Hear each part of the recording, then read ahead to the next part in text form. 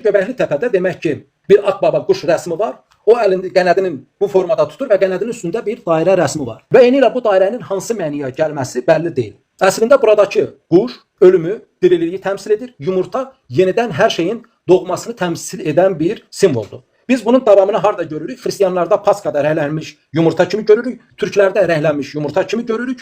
Fikir verirsiniz, Novruzda, Novruz bayramından biz artıq hilal, qoğal və ortasında nöqtə olan simvolun şəkərbura, paxlava, qoğal kimi davam etdiyini gördük. Şumerlərdə olan İnnananın səməni kimi davam etdiyini gördük və həmçinin yumurta olaraq davam etdiyini gördük. Həmçinin türk dilində belə bir ifadə var. Biz nə deyirdik əvvəl uşaqlara? Hal-hazırda daha az işlənən bir ifadədir. Soruşanda ki, mən dünyaya necə gəlmişəm? Uşağa biz deyirdik ki, səni Hacı Leylək gətirib.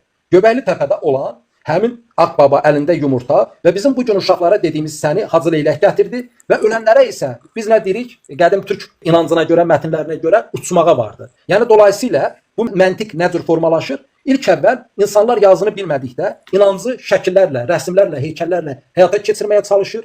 Bir yumurtanın necə can olduğunu görürsə, bu səbəbdən Göbəkli Təpədə doğulmağın, var olmağın quş və yumurta formasında təmsil edir. Daha sonra bunun üzərinə Hacı Leyləyin səni gətirdi ifadəsinin yarandığını görürük. Bu məntiqin tərsi kimi daha sonra isə demək ki, uçmağa vardı ifadəsinin formalaşdığını görürük. Və həmin o quş formasında, quş və əlində yumurtanın daha sonra biz Şumerlərdə, Mesopotamiya mədəniyyətində, Maya mədəniyyətində belə qanatlı varlıqların əlində artıq yumurta formasında, lakin şam qozasına bənzər formada rəsm edildiyini görürük. Lakin bu günümüz mövzusuna birbaşa daxil deyil. Demək ki, həmin orada quş ölümü, dirilişi göstərir. Və biz həmin rəsmin daha sonra Çatalhöyükdə qarşımıza çıxdığını görürük. Demək, Çatalhöyük 7500 il yaşı olan bir qədim şəhər kültürüdür. Yenə günümüz Türkiyə ərazisindədir.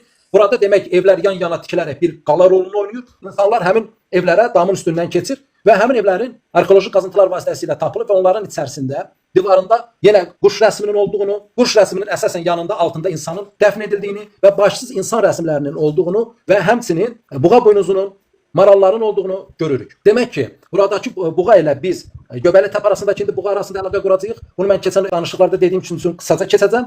Lakin həmin quşun demək ki, biz Çatalhöyükdə də davam etdiyini görürük.